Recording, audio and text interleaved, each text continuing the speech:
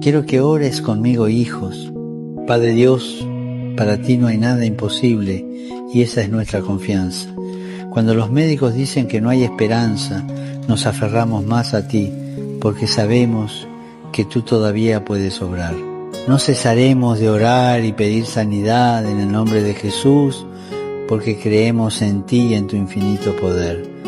Por favor, obra en medio de esta enfermedad, Padre amado. Sana este cuerpo de una forma sobrenatural y milagrosa. Tú puedes hacerlo ahora mismo si es tu voluntad. En ti somos más que vencedores. Gloria a ti, Señor. Gracias porque nosotros, tus hijos, tenemos la esperanza de la vida eterna. Nada ni nadie, ninguna enfermedad o dolor nos separarán de ti ni de tu amor. Esa es nuestra seguridad hoy y por toda la eternidad. Amén.